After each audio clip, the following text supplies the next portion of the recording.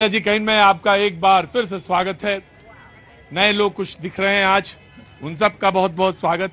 जो रोज आते हैं, जिनको कहीं चैन नहीं मिलता, वो सब के सब यहीं पे आके चैन पाते हैं। कहीं चैन नहीं उनको, यहीं आएंगे शाम को, यहीं उड़ जहाज को पंछी पुन जहाज पे आओ, वो यहीं आ जाते हैं। हाँ जी, आपके प्रोग्राम आने में मजा आता है। और सच तो यही है, प्रोग्राम का, और सच तो यही है कि मुझे भी कहीं चैन नहीं है, मुझे भी यही मिलता है चैन। 1 घंटा बस जीता हूं, बाकी 23 घंटा तो मैं ऐसा ही हूं। बहुत बहुत शुक्रिया, थैंक यू सो मच। आपका ये प्रोग्राम है, आपने डिजाइन किया है, आप ही ने इसको क्वाइन किया है। आप जो भी नाम देना चाहें आप दें, लेकिन ये शुक्रिया, थैंक यू सो मच। लेकिन ये रंग जो है इसका बड़ा चटक है। कहां से आना हुआ आपका? कहां से आई हैं? हम महाराष्ट्र से आए। वो तो मैं समझ से गया था, देख के ही समझ गया था महाराष्ट्र से। कहां से आए? महाराष्ट्र, अमरावती से। अमरावती से जाना हुआ है अमरावती मेरा चुनाव के समय में। एक बार फिर आना होगा। बहुत बहुत शुक्रिया। क्या नाम है इनका? स्वराज। स्वराज। आजकल तो नाम जरूर पूछना चाहिए, क्योंकि उन्होंने कहा कि ये जो यूपीए था वो एनडीए हो गया। नाम बदल रहे हैं आजकल, बड़ा बड़ा जल्दी जल्दी नाम बदल रहे हैं, और रंग भी बदल रहे हैं। 24 से पहले कई रंग बदलेंगे। कहां से आना हुआ जनाबे अली? जयपुर से। जयपुर से। बहुत बहुत स्वागत है आपका इस प्रोग्राम में। क्या नाम हो गया आपका? अब्दुल वहीद कुरैशी। अब्दुल वहीद कुरैशी, बहुत बहुत स्वागत है कुरैशी साहब। कुछ मौका लगे जरूर बोलिएगा, मन में आए, जहन में जब वो हो तो जरूर बोलिएगा। तो आज का जो मौजू है, आज का जो प्रोग्राम है, मैं उस पर बात करूंगा। कहां से, कैसे? झारखंड से। अच्छा जी, झारखंड से। कहां से? चतरा। चतरा। होए आप नहीं जानते चतरा, लेकिन चतरा के बारे में जो वाकिफ हैं, एक जमाने में उनको दिन में ही पसीने छूट जाते थे। मैं वाकिफ हूं चतरा से। बहुत बहुत शुक्रिया। कुछ बोलना है आपको? जी, आपका प्रोग्राम देखने के लिए स्पेशल आए हैं। अच्छा, वहां से? झूठ बोलते हैं आप। बहुत इतनी दूर से कौन चल के आएगा चतरा से यहाँ तक प्रोग्राम देखने? अब ऐसा भी कोई अमिताभ बच्चन वाला प्रोग्राम नहीं है तो वहां चल दो, चतरा तक आ जाओ। कितना टिकट लगता है चतरा जहां? अरे छोड़ो, हमसे तुम्हें राज्यसभा और विधानसभा की सीटें नहीं मिलेंगी, समझे? तो तुम हमको कहो अमिताभ बच्चन और ये दुनिया में यहाँ, बल्कि आई लव यू सर। अरे मैं आपसे प्यार करता हूँ, मोहब्बत करता हूँ जी। आपका प्रोग्राम हम कंटिन्यू देखते हैं, और हमको लगा कि अगर दिल्ली जाने का मौका मिला है तो एक बार जरूर आपसे मिले। बस एक ही बार आया जाता है, एक ही बार डुबकी लगा लीजिए, बाकी सब ठीक है। जो मेहमान हमारे साथ आज मौजूद हैं, ऋतु चौधरी कांग्रेस का पक्ष रखने के लिए मौजूद हैं। बहुत बहुत शुक्रिया, थैंक यू सो मच। काले परिधान में, ये काला भी आज जो है उसका कारण है, मैं जानूंगा जरूर। जयराम विप्लव जी हमारे साथ बीजेपी का पक्ष रखने के, वो उतने ही चटक रंग में आए हैं आज, उतने ही चटक रंग में आए हैं। बहुत बहुत शुक्रिया। राघवेंद्र दुबे जी, पैंट इनकी काली है। बहुत बहुत शुक्रिया। हाँ जी, काले कपड़े पहनने वाले काले ही रहेंगे सब दिन। अरे भाई ऐसे ना कहो, ये कौन सी बात हुई? मैं बोलने दो उनको। शरद कोहली साहब अर्थशास्त्री, आपने काला क्यों पहना? ये मैं जानना, मैं हाँ जी, काला ढक के आया। हाय, बहुत बहुत शुक्रिया। आज काले रंग पे ही पूरा शो है, काले कपड़ों पे ही रंग शो है। सैयद जवाद साहब, राजनीतिक विश्लेषक, आज मुझे कहने ही नहीं जरूरत है, काले कपड़े में आए हैं। बहुत बहुत शुक्रिया, थैंक यू सो मच।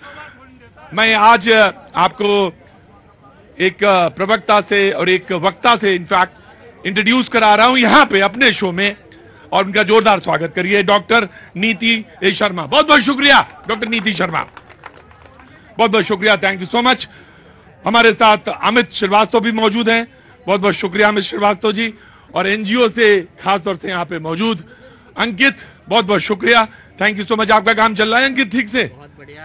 और जो भी केसेस आते हैं मैं सबसे पहले फॉलो अप करता हूँ, और कुछ हमारी तरफ से एक ब्रिज का काम हो, और इससे बड़ी समाज में आप ही अच्छा काम कर रहे हैं। बाकी हम लोग तो सब ऐसे ही है, खाना पूर्ति कर रहे हैं। यही है, लोगों को लेके जाते हैं, ढोके जाते हैं, अस्पताल में जाते हैं, दिखाते हैं, फॉलो अप करते हैं। बाकी हमारा सा कोई ऐसा काम नहीं है। हाँ जी, ये सोशल वर्किंग काम भी बहुत अच्छा है। नहीं अच्छा है, लेकिन अब ये उनकी सोशल वर्कर में ही रहना है या कहीं इसी राजनेता जिन पे कूद जाओगे? यही रहना, बहुत अच्छी बात है। अहंकार के भरे लोग अब अपना नाम यूपीए से एनडीए कर रहे हैं। भारत को लूटने के लिए इंडिया जोड़ा है। नमस्ते नमस्ते नमस्ते अब कुछ कहां से आए हैं आप? बिहार से। तो इसी में कुछ बोलना है क्या आपको? हाँ मैं समझ गया था, बिहार का आदमी बोले नहीं तो प्यासा मर जाएगा। लूट की दुकान का ताजा प्रोडक्ट है लाल डायरी, वो जो राजस्थान में निकली लाल डायरी। मैं आऊंगा जी, वो लाल डायरी, ये लाल डायरी चुनाव में कांग्रेस का डिब्बा गोल कर देगी, ये प्रधानमंत्री ने बोला है।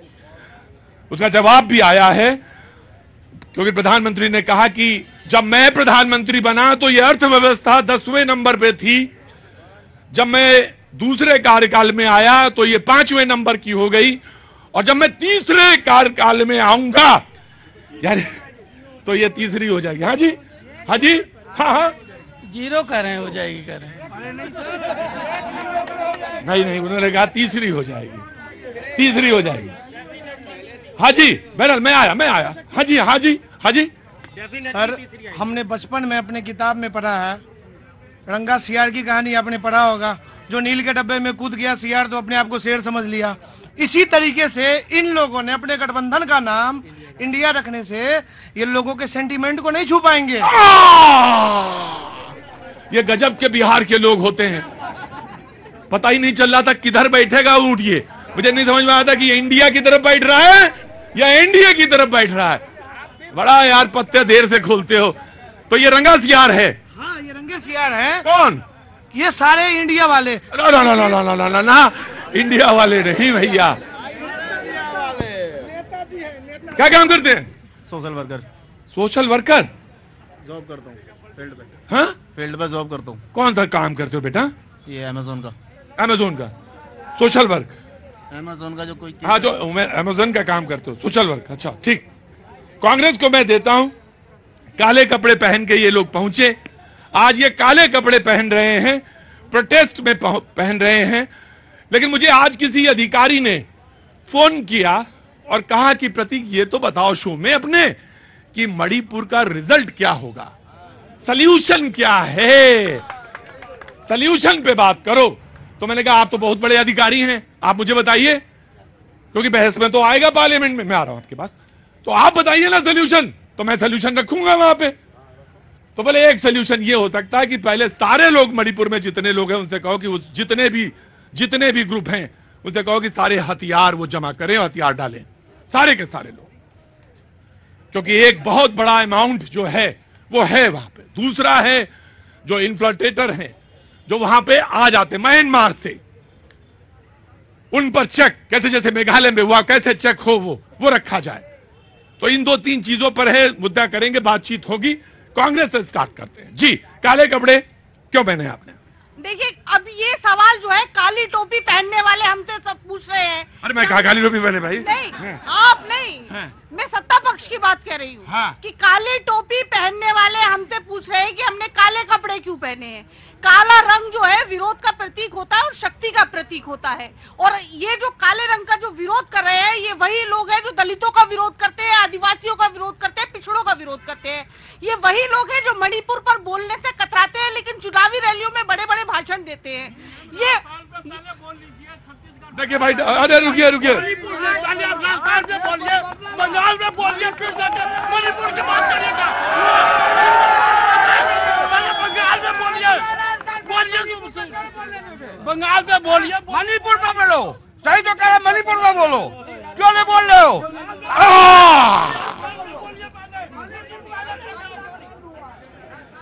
थमा मराठी में बोलते, थमा मराठी में बोलते। कहां से बाबूजी? अरे रुकिए, बंगाल में क्यों नाम लेते हैं? ये बिहार से हैं। मैं दिल्ली से हूँ, बिहार से भी हूँ। हाँ, मेरी हाथ नस पे रहता है आदमी को मात, अरे कपारे पे लिखा रहता बिहार। अरे रुकिए, चुपचाप रहिए। Now you please clear. आ रहा हूं। अरे रुको यार, घर वाले जब भगा दें, घर वाले भगा के यहाँ भेज। इधर आइए, रुकिए आप इधर। जब बात प्लीज कूल डाउन। घर वाले अगर भगा के यहाँ भेजते तो कारण होता है कि जाओ यहाँ तो निर्मर हल्ला काटे रहते हो, वहीं जाओ भैया जी के वाले में। वो भी बोलते हैं खूब हल्ला मचाते हैं, तुम भी वहीं हल्ला मचाओ। बाप बेटा बहू सब भगा देते हैं, कहते जाओ वहां बोलो जाके। आ रहा नाउ यू प्लीज स्पीक। काला कपड़े क्यों? काले कपड़े मैंने बताया प्रतीक जी, विरोध का प्रतीक है। हम उस चीज का विरोध कर रहे हैं कि जब बेटियां जो जंतर मंतर पर बैठी रहती है, ये साहब तब नहीं बोलेंगे, लेकिन जब हम बेटियों की आवाज उठाएंगे तब ये बोलेंगे कि मणिपुर पर मत बोलिए, जंतर मंतर पर मत बोलिए, हाथरस पर मत बोलिए, लखीमपुर पर मत बोलिए, आप बिल्किस पर मत बोलिए, आसिफा पर मत बोलिए, लेकिन राजस्थान पर बोलिए, बंगाल पर बोलिए, लेकिन देश की समस्याओं पर मत बोलिए। मणिपुर 2.5 महीने से जल रहा है, उस देश का हिस्सा है, और प्रधानमंत्री जी का ये कर्तव्य है कि सदन में आकर जवाब दें कि वहाँ की स्थिति क्या है। लेकिन प्रधानमंत्री जी जो है मणिपुर छोड़कर चुनावी रैली में भाषण दे रहे हैं। रुको, प्रधानमंत्री जी, मैं जी आइए इधर, आइए, मैं आ रहा, इधर आइए, मैं आपको I will give you chance जी, वेरी क्विक। एक लाल डायरी के बारे में, अरे दौड़ नहीं पाएंगे तो 24 कैसे पहुंचेंगे? लाल डायरी पर बहुत ज्यादा हंगामा हो रहा है कि एक लाल डायरी है, राजस्थान में मिली, जी, जयपुर में, जी, बिल्कुल। हाँ। और प्रधानमंत्री जी भाषण में कह रहे हैं कि लाल डायरी, क्या लाल डायरी में क्या फारसी में लिखा हुआ है कि राइटिंग समझ में नहीं आ रही है? नहीं, वो कह रहे कि अगर वो खुल गई तो आपका डिब्बा गोल। अरे क्यों नहीं खुली अभी तक? क्यों नहीं खुली? क्यों नहीं खोल रहे? क्या सीबीआई को लाल डायरी दे नहीं रहे? क्या now you please respond. BJP में आया। प्रतीक जी, इस देश की जनता ने देखा मन काला, इस देश की जनता ने देखा धन काला, और आज इस देश की जनता ने देख लिया तन के ऊपर भी काला। प्रतीक जी, इनको लग रहा था कि महात्मा गांधी जी का सरनेम लेकर जैसे 4 पीढ़ियों तक जनता को भ्रमित करके सत्ता की मलाई खाई, नाम बदल देने से 2024 की बैतरनी भी पार हो जाएगी। लेकिन ये देश की जनता गुमराह होने वाली नहीं है। इंदिरा इज इंडिया कहकर के लोगों को ठगने चले थे, क्या हश्र हुआ था याद है? आज कह रहे यूपीए इज इंडिया। अरे भाई, परसेप्शन खराब हो जाए तो परसेप्शन बदलने के लिए काम करना पड़ता है, नाम बदलने से काम नहीं चलता। आपका परसेप्शन है भ्रष्टाचार का, आपका परसेप्शन है लूट का, आपका परसेप्शन है परिवारवाद का, आपका परसेप्शन है धोखेबाजी का और अवसरवादिता का, वो काम करने से बदलेगा। और यह परसेप्शन नेताओं से बनता है, उनके कैरेक्टर से बनता है। नेता तो वही है ना, राहुल गांधी, सोनिया गांधी, अखिलेश यादव, लालू प्रसाद यादव। अरे प्रमाणित भ्रष्टाचारी जो जेल में सजा याफ्ता है, उसके चरणों में बैठ के लोकतंत्र आपका एक छोड़ा था। Then I will come to Samajwadi party. Prateek ji, अरे रुको,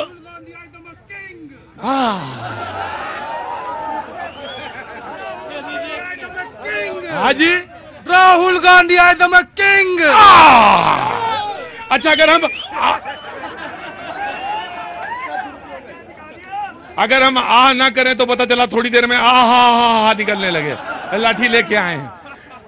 गार्ड साहब आप यहां बैठेंगे जी, वेरी वेरी क्विक। विपक्ष, बस ठीक, हाँ जी। देखिए, विपक्ष को कोसने वाले भी हैं कौन, जिनके ऊपर तमाम भ्रष्टाचार के इल्जाम लगे हुए हैं। एक एक का नाम तो मैं गिनवा नहीं, आपकी ही डिबेट में हजारों बार उनका नाम ले लिया जा चुका है। मैं केवल 21 एमपीज और एमएलए की बात करूंगी जिन पर वुमेन एट्रोसिटी के जो है मामले हैं, संगीन मामले हैं, बलात्कार के मामले हैं। वो ब्रजभूषण भी उसी पार्टी में है, ब्रजभूषण भी उसी पार्टी में, कुलदीप सिंह भी इसी पार्टी में था, चिन्मय भी इसी पार्टी में था। तमाम नेता भाजपा के हैं जो वुमेन जो है एट्रोसिटी में शामिल है।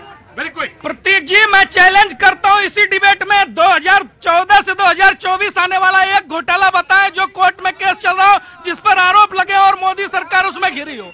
नहीं दे पाएंगे ना इनका पूरा जी। आओ, समाजवादी पार्टी दे। बिल्कुल बिल्कुल, हाँ जी, हाँ। मैं आपसे सवाल लेता हूँ जी, मैं लेता हूँ जी। नाम बदलने में बीजेपी से आगे कोई नहीं है। स्टेशन से लेकर के गली तक के नाम इन्होंने बदल डाले, तो इनसे बड़ा कोई नहीं। और जनसंघ से भाजपा बने कि नहीं, नाम बदला के नहीं, कौन से कारनामे छिपाए थे। और प्रधानमंत्री लाल डायरी ढूंढ रहे हैं, अपने सत्ता में जो काले कारनामे हुए हैं वो काली डायरी कहाँ छुपा रखी है वो भी एक बार बता। वो कह रहे हैं कि एक कोई इल्जाम बताइए जो 14 से अभी। यही बीजेपी के लोग थे जब अडानी पे मामला उठा तो यही बचाने के लिए आ गए थे। क्या इनका मुद्दा था? दूसरा, जब मणिपुर पर बवाल होता है, उस पर सवाल होता है, तो वही स्मृति ईरानी स्मृति ईरानी लाल हो जाती, गुस्से से जवाब नहीं देती। प्रधानमंत्री बस से घूम रहे हैं, क्यों बस से घूम रहे हैं? इसका मतलब है इंडिया बहुत अच्छी बैठे। अब मैं ये चाहते हैं कि चोरी अगर घर में हो तो उसकी रिपोर्ट अस्पताल में कराए क्या? तो पुलिस थाने जाना पड़ेगा ना। जो लॉ और वो है होम मिनिस्ट्री के पास है। जब अमित शाह बोल चुके कि मैं इसके ऊपर स्टेटमेंट दूंगा, तो क्यों नहीं सुनते हो? क्यों नहीं बोलते हो? जी, पहली बात आपने कही, इन्होंने कहा कि ये चैलेंज है कि एक कोई इल्जाम जो हो वो मुझे बताया जाए। जो अरे मैं व्यापम घोटाला, अभी पटवारी घोटाला हो गया, कफन घोटाला, ताबूत घोटाला, क्या क्या घोटाले इन्होंने नहीं किए। जी, वन भाई, जस्ट गिव मी, मैं इनको चांस दे रहा हूँ। प्रतीक जी, 125 दिन की सरकार थी मध्य प्रदेश में और 128 घोटाले कर दिए। राइट, बस मैंने ले लिया।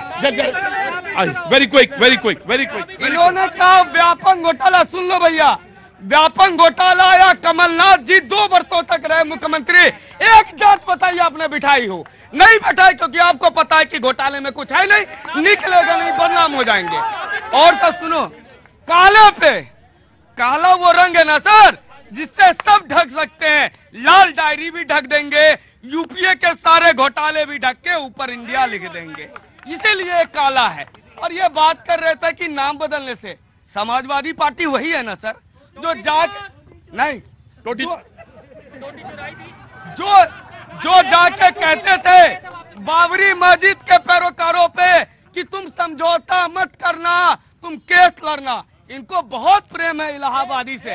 इलाहाबाद का नाम प्रयागराज रहेगा या वो मुगल हथियार से हमारे माँ बहनों का इज्जत लूटने आए थे उसके नाम पे रहेगा? नाम बदलता है तो बदलना चाहिए।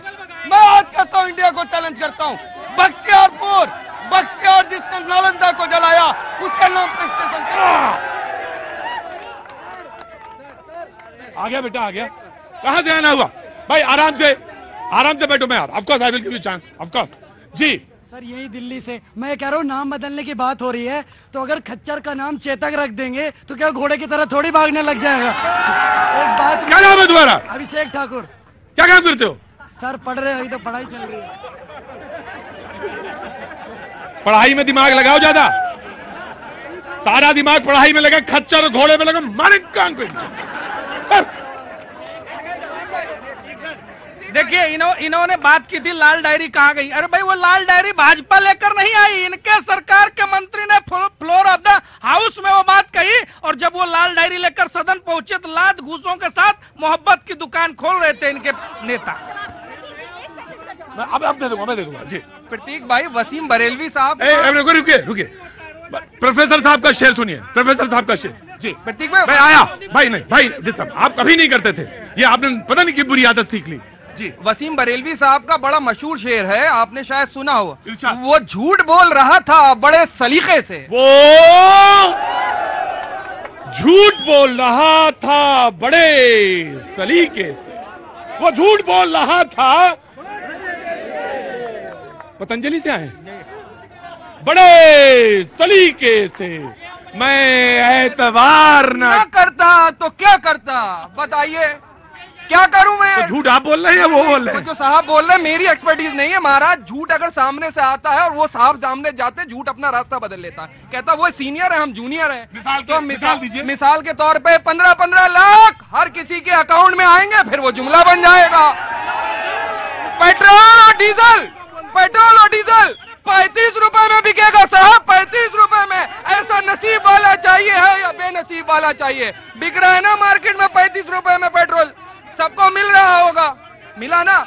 घरेलू गैस के दाम 500 रुपए, 400 रुपए, 300 रुपए हो जाएंगे। ऐसा नसीब वाला चाहिए नहीं चाहिए? 1100 रुपए का पार है, देश की जनता को मिल रहा है या नहीं?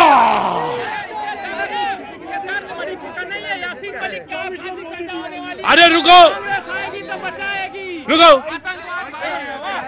प्रधानमंत्री ने हमेशा महिला सुरक्षा में सभी स्टेट के हेड को। कहां से आना हुआ गुरु जी? आगरा से। आगरा से, क्या नाम है? आ गया ये अनिल सारस्वत जी। क्या काम करते हैं? मैं इंजीनियर हूं और बीजेपी का क्षेत्रीय संयोजक हूं, ब्रज क्षेत्र भाजपा। बहुत अच्छी बात है, बीजेपी के कार्यकर्ता हैं। तो बोलिए।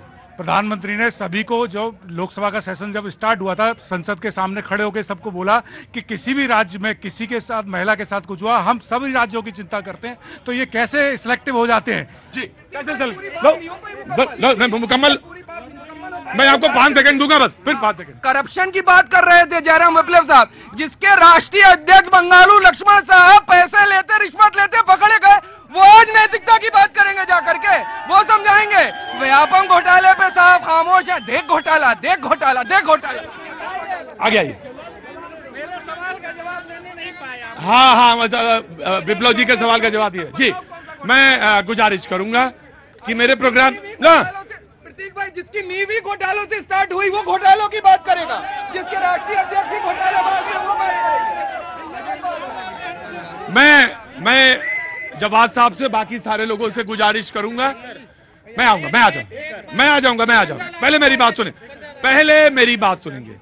पहली बार मेरी डिबेट में बोल रही है ये, कृपया शांति के साथ और तसल्ली के साथ सुनेंगे जी। स्वागत है। सबसे पहले तो आप सबसे अनुरोध है कि मीडिया के जगत के अमिताभ के प्रतीक के लिए आप जोरदार तालियों के साथ आपका अभिनंदन करें। विनाश काले विपरीत बुद्धि 2018 में नो कॉन्फिडेंस मोशन लाया गया और उसके बाद जब प्रधानमंत्री बोले तो धुआंधार बैटिंग 2019 में कैसे हुई बीजेपी की, आप सब प्रत्यक्ष के पात्र हैं। और आज ये कहते हैं ना, आ बैल मुझे मार। एक तरफ लोकसभा में 2 मिनट शांति रखिए। नहीं, बैल तो आप हैं, लाल डायरी में काली कारतूतें संभाल के।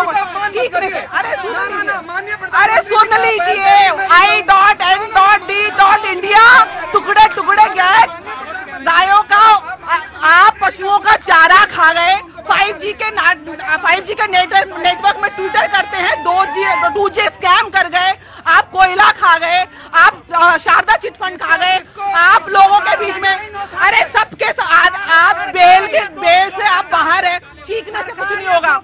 मैं आया नेहा जी, आया। अरे कहाँ पैर, इधर है कि उधर है? बोलिए, कुछ बोलना है? बोलिए। अरे रुको, अरे चारा खाओगे कि अभी यहीं खिलाएं चारा? चारा यहीं लगवाएं क्या जी?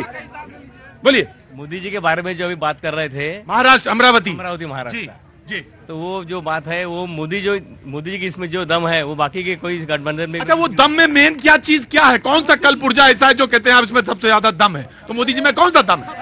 वो 56 इंच का सेना है और जो अभी डेवलपमेंट कर रहे हैं, अभी जो दिख रहा है सब लोगों को, वो उसके बारे में। क्या बोला आपने? मणिपुर पे 56 इंच का सीना कहाँ चला? वक्त छोड़ दे ब्रेक का, ब्रेक के बाद हाजिर होता हूँ, बात करूंगा। आप जरूर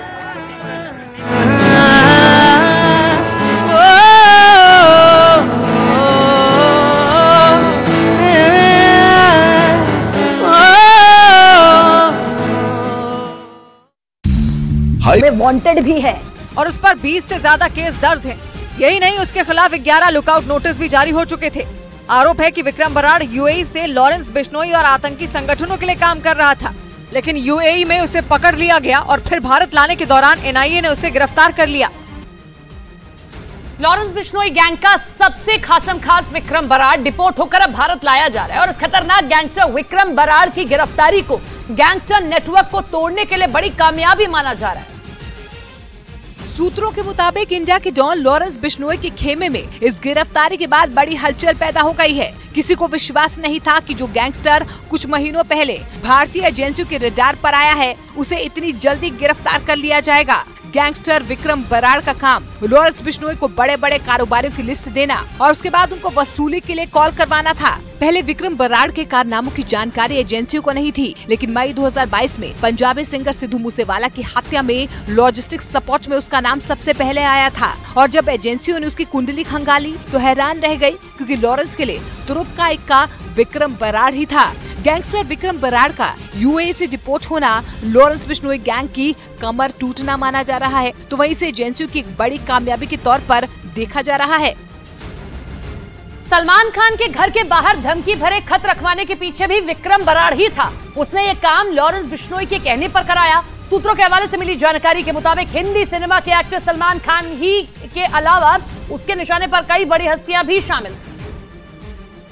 जिसमें करण जौहर का नाम भी शामिल है, वो भी इसी गैंग के निशाने पर है। इसका पर्दाफाश लॉरेंस बिश्नोई गैंग के कुख्यात गैंगस्टर सौरभ उर्फ महाकाल ने सुरक्षा एजेंसियों के सामने पूछताछ में किया। लॉरेंस बिश्नोई के कहने पर सौरभ महाकाल को विक्रम बराड़ ही यूएई में बैठकर निर्देश दे रहा था। अब विक्रम बराड़ गिरफ्तार हो चुका है और उसे भारत लाया जा रहा है। न्यूज 18 इंडिया के हाथ विक्रम बराड़ का ये पासपोर्ट लगा है, जिसके सहारे वो यूएई भाग गया था।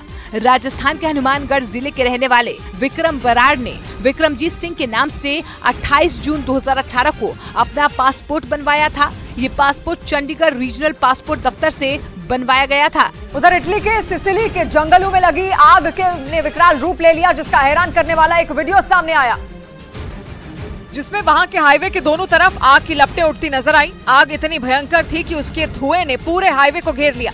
ऐसे में उस हाईवे से गुजरने वाले लोगों की जान खतरे में पड़ गई, क्योंकि जंगलों में लगी आग धीरे धीरे हाईवे की तरफ बढ़ रही थी। वहां से जो तस्वीरें सामने आई उसमें सड़क किनारे लगे पेड़ जलते दिखे, जिसके काले धुएं की वजह से पूरा आसमान ढक गया। जंगल में आग इतनी ज्यादा फैल गई कि जहां तक नजर गई सिर्फ आग की लपटें ही नजर आई। बताया गया कि इस आग ने सैकड़ों एकड़ के जंगलों को राख कर दिया। वहीं इस आग की चपेट में आने से 4 लोगों की मौत हो गई, जबकि कई लोग घायल हो गए, क्योंकि सिसिली के जंगलों में लगी आग की वजह से लोगों की जान पर बनाई और वहां जंगलों में लगी आग के बीच से जान बचाकर भाग निकलने का एक खौफनाक वीडियो सामने आया, जिसमें कुछ ही पलों में आग की लपटों ने पूरी कार को घेर लिया।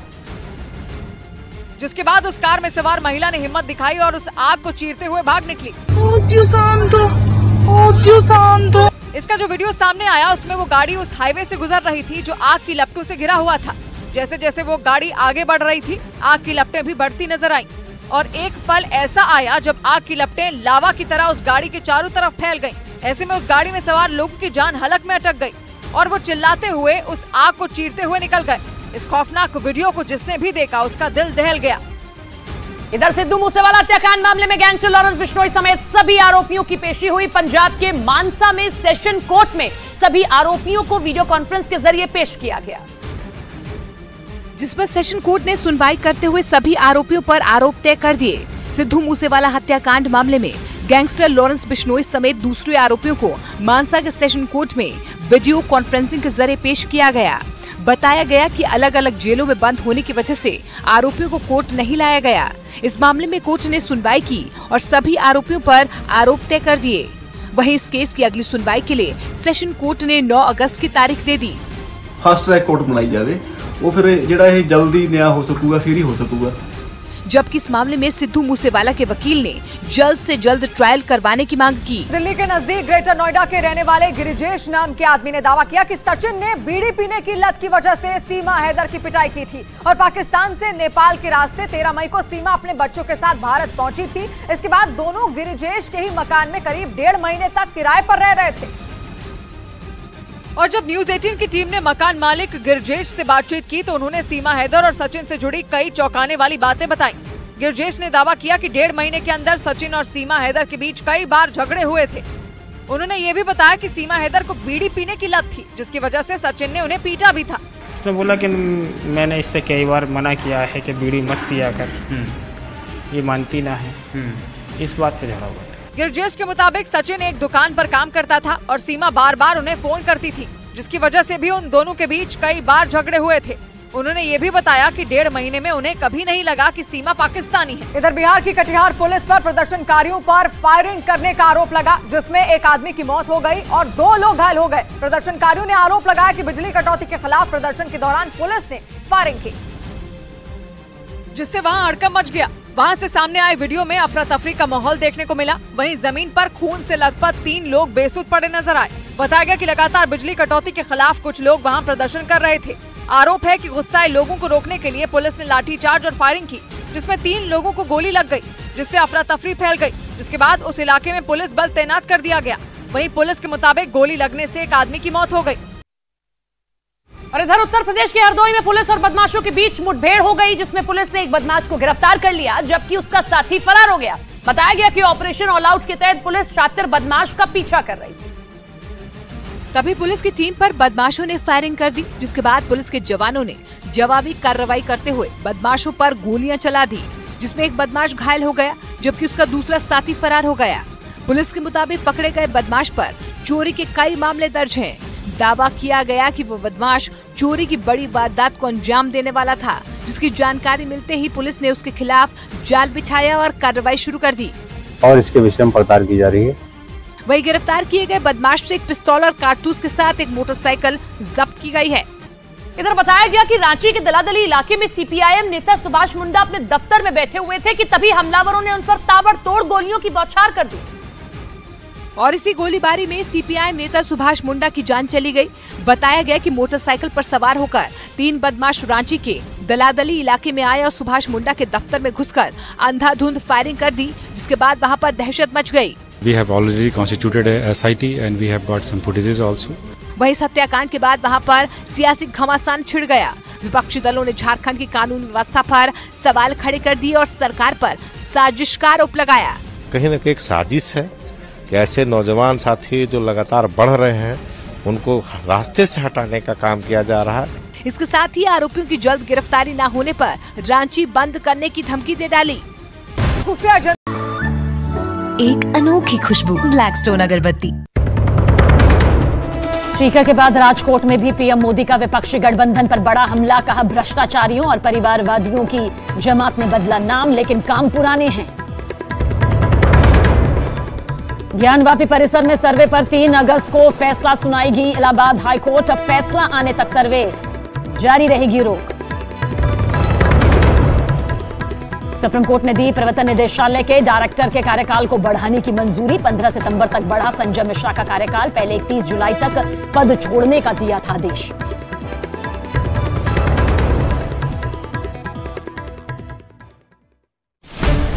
खबर है कि गैंगस्टर लॉरेंस बिश्नोई के करीबी सचिन बिश्नोई को अजरबैजान से भारत लाने की प्रक्रिया तेज कर दी गई। सचिन बिश्नोई सिद्धू मूसेवाला हत्याकांड का आरोपी है और आरोप है कि पुलिस से बचने के लिए वो पिछले साल फर्जी पासपोर्ट के जरिए विदेश भाग गया था और पुलिस सूत्रों के मुताबिक मूसेवाला को मारने की प्लानिंग में सचिन बिश्नोई भी शामिल था। सूत्र ये भी बताते हैं कि सचिन लॉरेंस बिश्नोई का भांजा है। यही नहीं, मूसेवाला की हत्या करने के बाद सचिन बिश्नोई ने बकायदा न्यूज 18 को फोन करके हत्या की जिम्मेदारी भी ली थी। और पुलिस सूत्रों का कहना है कि लॉरेंस बिश्नोई ने ही उसे पुलिस से बचाने के लिए फेक पासपोर्ट पर विदेश भगा दिया था, लेकिन अगस्त 2022 में उसे अजरबैजान में गिरफ्तार कर लिया गया था। और अब खुफिया सूत्रों के हवाले से खबर है कि अजरबैजान से सचिन बिश्नोई को लाने की प्रक्रिया तेज कर दी गई। मतलब आने वाले कुछ दिनों में लॉरेंस का करीबी सचिन बिश्नोई भारत में जांच एजेंसियों के शिकंजे में होगा।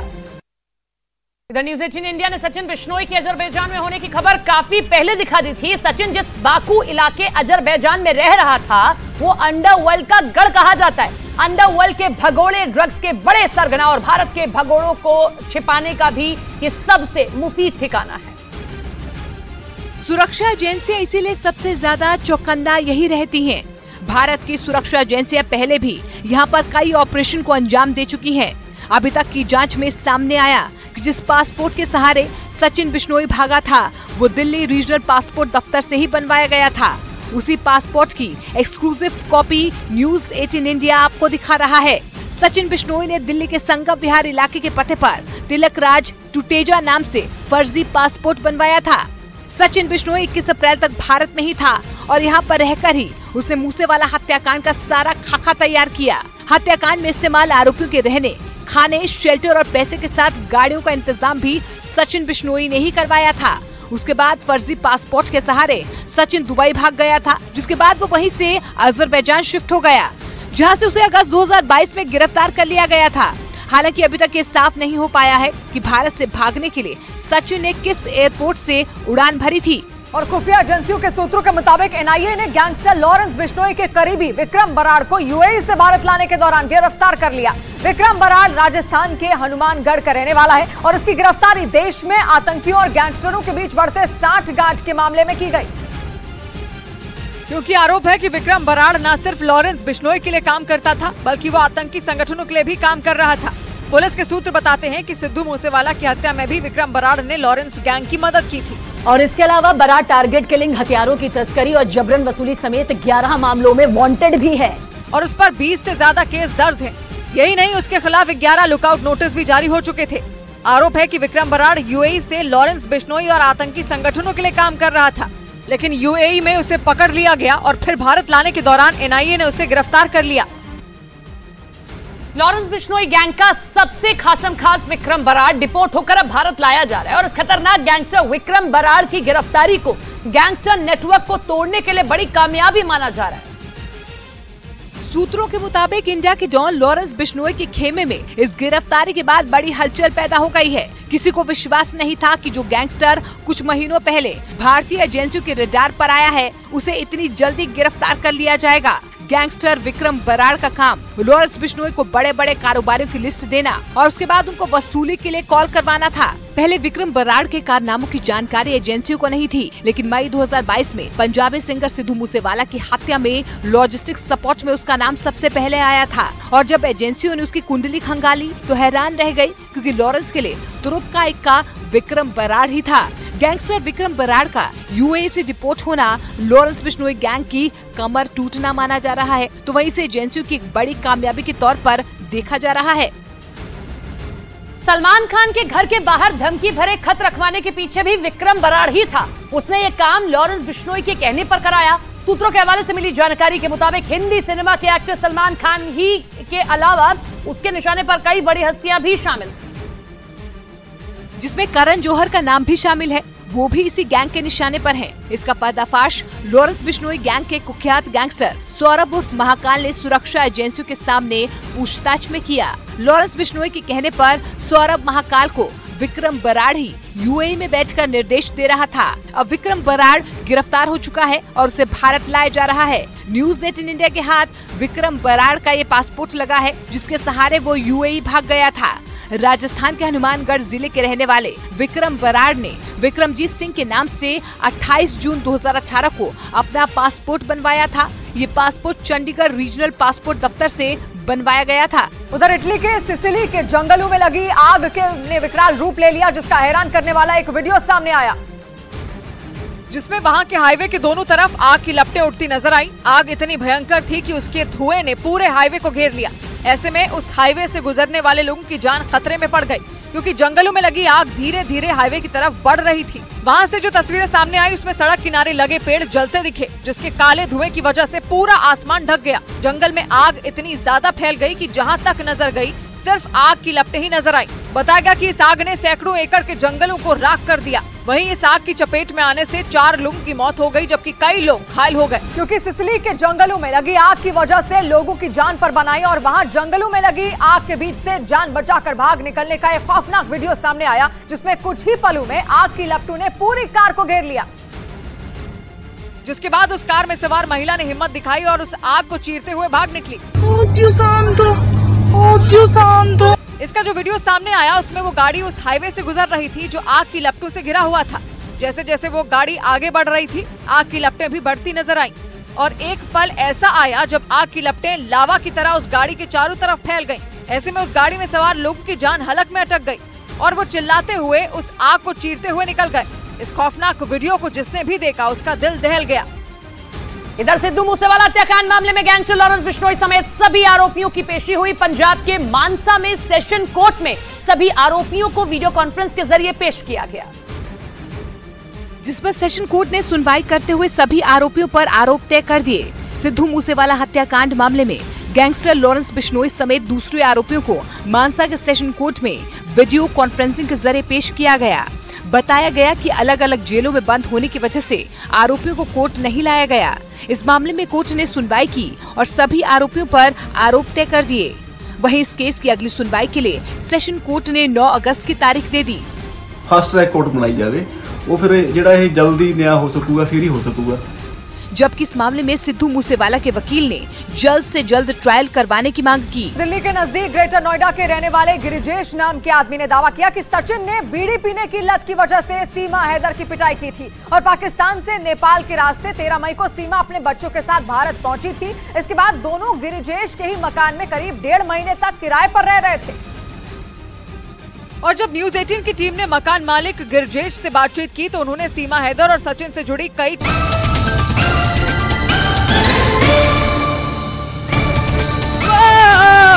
वंदे मातरम, वंदे मातरम, सुजलाम सुफलाम बलया जशिलाम जस्य श्यामलाम मातरम Vande Mataram. Come on everyone, Vande Mataram, Vande Mataram. हमसे तुमसे मिलकर बंधा देश सारा, देश सारा। धर्म मजहब में यूं ना इसको बांटो, बांटो। साझी संस्कृति से बंधा देश सारा, देश सारा। एक है हम सभी, एक ही राष्ट्र है हमारा। साथ बोलेंगे वंदे मातरम, वंदे मातरम।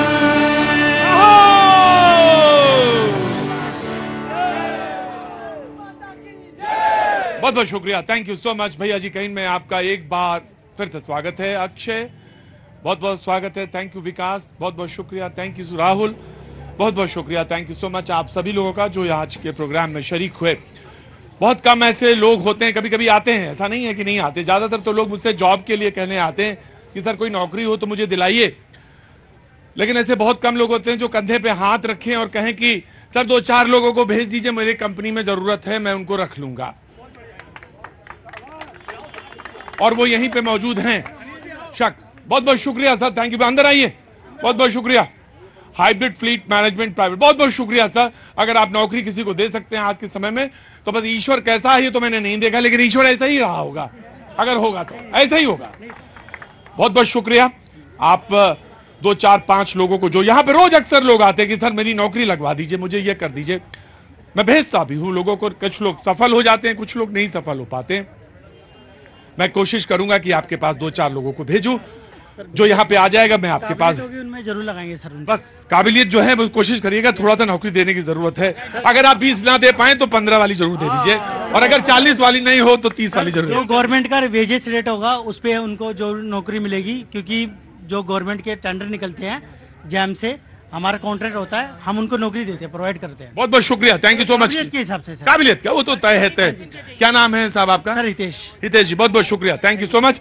आप डिजर्व करते हैं वो कोने वाली सीट पे बैठने का। जी जाइए जाइए, ऑफ कोर्स। ऐसा कौन आदमी आएगा जो कहेगा नहीं साहब आइए मेरी कंपनी में आइए, मैं स्वागत करता हूं। Thank you so much. You want to add Sharad ji? नौकरी की बात आई तो मैं उसी से शुरू करना चाहूंगा। ये सच है कि आज नौकरियां हर आदमी के पास नहीं है, ये सच। ये भी सच है कि गरीबी इस देश में गई नहीं है, ये बिल्कुल कड़वा सच है और सबको स्वीकार करना पड़ेगा। पर यह भी सच है कि 2014 में हम 150 लाख करोड़ की अर्थव्यवस्था थे, आज हम 300 लाख करोड़ की अर्थव्यवस्था है। और अगर ये जो एनर्जी काले कपड़ों में गई है, मैंने तो ढक लिया, मुझे पता नहीं था, मैं पहन आया। ये जो काले कपड़ों में और चीखने चिल्लाने में जो एनर्जी जा रही है, अगर ये एनर्जी देश के विकास में लग जाए तो मोदी जी ने तो कहा कि मैं तीसरे टर्म में तीसरी बड़ी अर्थव्यवस्था बना दूंगा। अगर ये एनर्जी, अरे सुन लीजिए भाई साहब, अगर ये एनर्जी देश के विकास में लग जाए, आप भाई साहब 2 साल के अंदर भारत को तीसरी सबसे बड़ी करेगी। Energy energy energy. अरे भैया हल्ला नहीं मचाएंगे तो 24 में चुनाव कैसे जीतेंगे? हल्ला मचाना जरूरी है। कहां से आए हैं? आपका नाम की शरद है, कहां से आना हुआ सर? हम लोग लखनऊ से आए हैं। लखनऊ से? हम हमारे साथी 4 लोग। 4 लोग रेलवे से हम लोग हैं। रेलवे से? नमस्ते आपका। इतनी बढ़िया सुचारू रूप से सब चल रहा है। क्या नाम है आपका? मनीष पांडे, लखनऊ से। सब ठीक तो है? सब आपका बताइए, बोलिए साहब। अरे भैया वीडियो ना बनाओ यार। हमारा सर इन तमाम नेताओं से ये कहना है कि ये आम व्यक्ति बन के प्रधान से प्रधानमंत्री तक बन जाते हैं, प्रधान से प्रधानमंत्री तक, एमएलए, एमएलसी, विधायक, सांसद, जितने भी इनके पोस्ट, कॉर्पोरेटर से शुरू करो, सबसे पोस्ट हैं। ये उस तरह की सब तरह की पेंशन लेते हैं। अगर विधायक बन गए तब भी पेंशन लेंगे, एमएलसी बन गए तब भी पेंशन लेंगे, प्रधानमंत्री बन गए तब भी पेंशन लेंगे। हम सरकार की 42 साल सेवा करते हैं। 18 में हम लोग, एक लड़का ज्वाइनिंग करता है और 60 साल तक नौकरी करता है। 42 साल हम लोग नौकरी करते हैं। हम लोग की पेंशन बंद है 2004 के बाद, और कोरोना काल में हमारे 3000 एम्प्लॉय शहीद हुए। कोरोना काल में हमारे 3000 एम्प्लॉय शहीद हुए। जो 2004 के बाद ज्वाइन हुए हैं उनको तो ग्रेजुएटी पीएफ फंड कुछ नहीं है सर हम लोग के पास, तो पेंशन है केवल। पेंशन भी किसी की 4 लाख 5 लाख उनके खाते में थे, जिसमें से 60% ही गवर्नमेंट देती है, 40% वो भी नहीं देती है। तो किसी को सर 1.5 लाख मिला, 2 लाख मिला, उसके परिवार का सदस्य शहीद हुआ। हम लोग को शहीद कोरोना वॉरियर्स का नाम छोड़िए, हम लोग के नाम एक दिन का कॉन्डोलेंस भी नहीं होता है। दूसरे की भी समस्या सुन लीजिए, देश में बहुत बढ़िया हो जाएगा। हम लोग का एक दिन का कॉन्डोलेंस भी नहीं कर सकते हम लोग, तब भी हम लोग ट्रेन लेके भागते हैं। हमारा ट्रैकमैन लाइन की पटरी सुधारता है, हमारा टेक्नीशियन 1 जो फिटर है वो अपने कार्यस्थल पर 42 डिग्री टेम्परेचर पे काम करता है। और ये नेता लोग मात्र प्रधान से प्रधानमंत्री बन जाते हैं और पूरी पेंशन लेते हैं। क्यों पेंशन लेते हैं भाई? ओल्ड पेंशन की। जी मैं बाजी भाई साहब से सहमत हूँ, क्योंकि जो आश्रम स्कूल है 24/7 ड्यूटी करते हैं वहाँ के जो महाराष्ट्र में टीचर लोग, हाँ, वो बच्चों को दवाखाने में ले जाने से लेके सब कुछ करते हैं। तो हम भी सेवा कर रहे हैं, और ये जो सेवा है इनकी सेवा, और पेंशन का जो मुद्दा है उससे मैं सहमत हूँ। अब जो अपने जवान बच्चे हैं वो यूपीएससी के लिए पढ़ाई कर रहे हैं, इनके लिए कुछ क्राइटेरिया नहीं लगता। जरूर जी वेपा जी बोलिए। पहले तो आपको नमस्कार। मैं ये चाहता हूँ कि ये सिस्टम कब खत्म होगा। ये नेता पब्लिक को आपस में लड़ाते हैं, बीजेपी वाले कहते हैं कांग्रेस गलत, कांग्रेस कहती है वो गलत। भाई साहब कह रहे हैं कि हमने काला ढपड़ा ढका है, वो सब काला पहन के क्या है, खूबसूरती को छुपाने के लिए काला दाग लगाया था कि नजर ना लगे, ठीक, ये भी एक तुक है। काजल लगाया जाता कि तीखे नैन हो, ये भी एक नजर है। आपको गलत सलत क्यों दिखता है, अच्छा क्यों नहीं दिखता? फिर दूसरी चीज, आप दूसरे मुद्दे छोड़ के, जैसे भाई साहब कह रहे हैं कि पेंशन नहीं मिल रही, समझ में आती है। शिक्षा के ऊपर कोई नहीं कह रहा कि फीस होनी चाहिए, स्वास्थ्य के ऊपर कोई नहीं कह रहा। अब हम लोग, कोई लोग जैसे अंग्रेज लेकर लड़ाते थे हम लोग को डिवाइड रूल कि तुम हिंदू तुम मुसलमान तुम ऊंची जात। तकलीफ तब होती है जब मेरा अपना आदमी हमको मार रहा है। भाई यूपी से आना हुआ, कानपुर से। मैं समझ गया था, कानपुर की आवाज है ये। इसका जो लहजा है, इसका जो टोन है, वो मुझे लग गया था कि ये कहीं, मैं बिल्कुल ऑफकोर्स शरद भाई को कंप्लीट करने दीजिए पहले। देखिए ये मैं आंकड़े कह रहे हैं गलत, आपकी बात का जवाब देता हूं। एक के शेप रिकवरी होती है, जो लोग नहीं जानते बता देता हूं। के शेप का मतलब होता है कुछ लोग तो बहुत तरक्की कर गए 9 साल में, और कुछ लोग बिल्कुल तरक्की नहीं कर पाए, और कुछ लोग तरक्की की बजाय नीचे आ गए।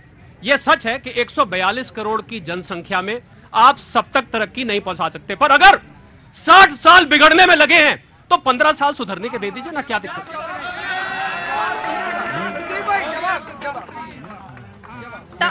टमाटर तो सस्ते करवा सकते हो, सरसों का तेल तो सस्ता करवा ही दे कम से कम, इतना तो कर ही सकते होंगे। इतनी बड़ी इकोनॉमी बना दी ना। ये सरकार हर मोर्चे पर पूरी तरह से फेल हुई है। टेलीप्रॉम्प्टर की सरकार है, इनको गरीब टेलीप्रॉम्प्टर, क्योंकि मोदी जी को लाल डायरी पढ़ने में नहीं आ रही ना, तो उसको अभी टेलीप्रॉम्प्टर पे डालेंगे, तभी तो उनको समझ में आएगी। जी बीजेपी। प्रतीक जी, आज मोदी जी अगर कह रहे हैं कि तीसरे कार्यकाल में तीसरी सबसे बड़ी अर्थव्यवस्था होगी, तो हवा में नहीं कह रहे। 2014 से पहले भारत का जो निर्यात था वो $200 बिलियन का था, आज $750 बिलियन का है। भारत का फॉरेक्स रिजर्व 299 का था, आज 594 का है। भारत में एफडीआई 303 बिलियन का था, आज $596 का है। और आज जीडीपी 3.8 ट्रिलियन की हो गई, जो 1.8 थी। तो हवा में बातें नहीं है, जो 70 सालों में किया वो उसके मुकाबले कई गुना बढ़कर के मोदी जी ने किया। अच्छा, अभी नहीं बिल्कुल आप आंकड़े दीजिए, आंकड़ों के खेल हैं सारे, और 2024 से पहले आंकड़े जरूर आएंगे। अभी रिजर्व बैंक ऑफ इंडिया ने भी कुछ आंकड़े रखे हैं।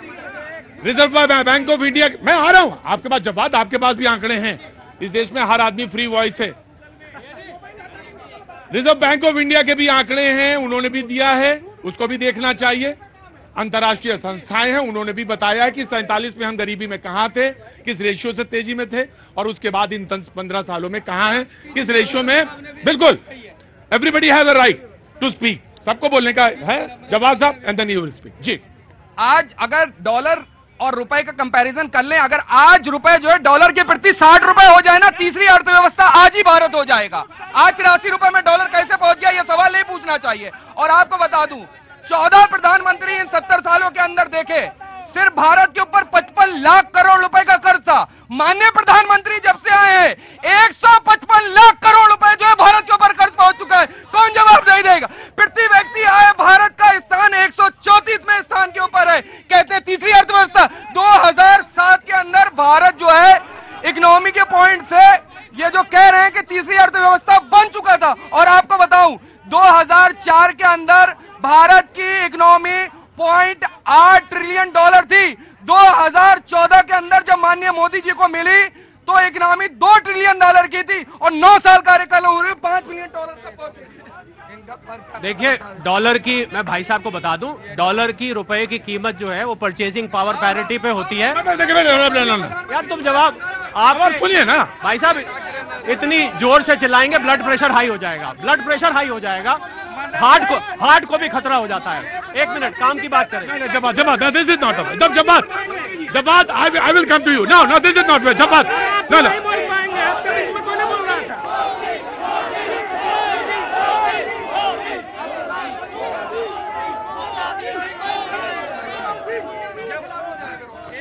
अगर 155 लाख करोड़ का लोन हुआ है, ठीक कह रहे हो, 155 लाख करोड़ भारत के ऊपर इस समय लोन है, पर वो पैसा देश के विकास के लिए लगा है, वो पैसा किसी की जेब में नहीं गया है। और अमेरिका सबसे बड़ी अर्थव्यवस्था है, अमेरिका सबसे बड़ी अर्थव्यवस्था है, ये तो मानते हैं। उसके ऊपर जीडीपी पे ज्यादा का लोन है। तो लोन होना कोई पैमाना नहीं है, पैसे का गलत इस्तेमाल नहीं होना चाहिए, जो कि हमें पहले सुनने को मिलता है। जी, एक मिनट, मैं जलंधर से आया हूँ। हाँ जी, मैं जलंधर से आया हूँ। अरे रुको भाई, जलंधर की बात सुन लें। जी, ऐसे है कि 2014 में हमारे देश के जो प्रधानमंत्री मोदी जी हैं, उनको मैं बहुत प्यार करता था और उनको वोट दिया, नंबर 1। नंबर 2, जब वो प्राइम मिनिस्टर बन गए तब उन्होंने देश को 4 कैटेगरी में बांट दिया। फर्स्ट, जो अमीर आदमी अमीर हो गया, जो मिडिल क्लास लोग है उसको 0 कर दिया, जो गरीब है उसको गुलाम बना दिया। क्यों गुलाम बनाया? कि हम 2 किलो चावल और 5 किलो चीनी नहीं देंगे। ये देश है। मैंने नाम नहीं पूछा जलंधर वालों से। जलंधर वालों ने कहा कि हम क्या 2 किलो चावल और 5 किलो चीनी में ही रहेंगे। खुद गुलामी है, वोट देने से पहले सोचा करिए कि बिजली फ्री, पानी फ्री लेना है या नहीं लेना है, सोचा करिए। जी जी, देखिए, प्रत्यक्ष को प्रमाण की आवश्यकता नहीं है। छोटा सा भाई प्लीज, सर बस हो गया, मैं आऊंगा जलंधर वाले साहब से इतना पूछ लेना, 2014 से पहले कौन से ब्रांड का कौन सा मोबाइल रखते थे जेब से, आज कौन सा मोबाइल है। दूसरी बात, मैं आपको जो परचेजिंग पावर है उसकी बात कर रही हूँ, आपका लॉजिक कहीं हो रहा है। उबलते हुए खून की रवानी है मोदी, इस देश के युवा की जवानी है मोदी, और सोए हुए हिंदुस्तानियों को जगाने की एकमात्र कहानी है मोदी। पाकिस्तान पूरे हिंदुस्तान में 2014 से पहले दिल्ली के अंदर कौन से शहर के अंदर बम नहीं पड़ते थे, और आज रोटी को मोहताज है पाकिस्तान। चीन की हालत बुरी है, रशिया, अमेरिका सब हिंदुस्तान को सलाम कर रहे हैं। जहां केवल एक रशिया आपके साथ था, आज केवल एक चाइना अगेंस्ट है। इस देश 4थे नंबर पे आपकी मिलिट्री आ चुकी है, ग्लोबल स्ट्रैटेजी पोजीशन पे, ग्लोबल पॉलिटिक्स में शिखर पर है भारत। और अगर आपको बोल रही हूं तीसरे नहीं पहले नंबर पर लाना है ना, तो कमल का बटन। कभी कभी पाजी मुझे आप पे बड़ा प्यार आता है। मैंने बहुत अरसा हुआ, लगभग 1.5-2 साल, मैंने आपसे बहुत खुल के बात कभी नहीं की पाजी। यकीनन मुझसे कोई कह रहा था कि आप पाजी से अब कम बात करते हैं। मेरी कोई नाराजगी आपसे नहीं है पाजी, बिल्कुल वैसे ही मोहब्बत है, वैसे ही प्रेम है। कभी कभी मुझे याद आ जाता है कि मैंने बहुत दिनों से आपसे कोई बातचीत नहीं, मेरे पास आओ, परे ना जाओ पाजी, बहुत नजदीक आ जाओ। यकीनन तुमसे ही नाराजगी होगी, तुमसे ही मोहब्बत होगी, तुम्ही से मैं अपने गिला शिकवा भी कहूंगा। 6-7 साल पहले तुमसे ही नाता जोड़ा था पाजी, तब मैंने भैया जी कहीं का एक रिश्ता जोड़ के तुमसे गांव गली और चौबारे में घूमना शुरू किया था। आज मैंने अकस्मात इसलिए बातचीत नहीं करनी क्योंकि मुझे मालूम है कई लोगों को बोलना है, बातचीत नहीं करनी पाजी। कभी कभी फ्रेम बहुत अच्छे आ जाते हैं, तब मुझे अच्छा लगता है कि मैं आपसे बात करूं। जी एक मिनट हाँ जी, इनका देना आप फिर जी। बीजेपी के लिए कहना चाहता हूं, सामने आईने के जो आते हो तुम, सामने अच्छा तो रामचरित मानस छोड़ दिया हमने, नहीं वो भी बोलेंगे। सामने आईने के जो आते हो तुम, शर्म का बोझ कैसे उठाते हो तुम। बेटियां देश की सरेआम लुटती रहे, हुक्मरानों घरों में कैसे सो पाते हो। प्रतीक जी मैं बहुत अब समय कम है, मैं सीरियस नोट पे दो महत्वपूर्ण बात कहना चाहता हूँ। मैं 2 उदाहरण दूंगा, इनके प्रधानमंत्री कैसे विवश और मजबूर थे। एक प्रधानमंत्री थे जिन्होंने कहा कि 85 पैसे दलालों की जेब में चले जाते हैं। एक और प्रधानमंत्री हुए जो तुष्टीकरण और वोट बैंक पॉलिटिक्स में मजबूर हुए, उन्होंने कह दिया इस देश के संसाधनों पर फला समुदाय का पहला हक है। और एक प्रधानमंत्री आज नरेंद्र मोदी हैं जो सबका साथ सबका विकास की बात कहते हैं। और अब मैं INDIA का चरित्र स्पष्ट कर देता हूं, कुछ घटनाएं हुई हैं जिससे मुझे भी बहुत आज मैं हूं। आज इनका एक गठबंधन सरकार है बिहार में जनता बिजली मांगने पहुंची तो कटिहार में पुलिस गोलियां चलाकर मौत के घाट उतार देती है। एक शब्द संवेदना के किसी राहुल गांधी, किसी नीतीश के मुंह से नहीं निकला। वहां पर एक दलित समुदाय के, मुझे कहते हुए इसमें क्रोध और क्या मैं शब्द इस्तेमाल करूं कि शव को पीटा जाता है दरभंगा के अंदर, और कानून व्यवस्था के ऊपर इतना बड़ा हमला है, यह क्या कर रहे हैं। और एक और बात, केरल में इनका एक सहयोगी दल है इंडियन यूनाइटेड मुस्लिम लीग, उसका युवा संगठन सड़कों पर रैली निकाल कर कहता है हिंदुओं का गला काट देंगे।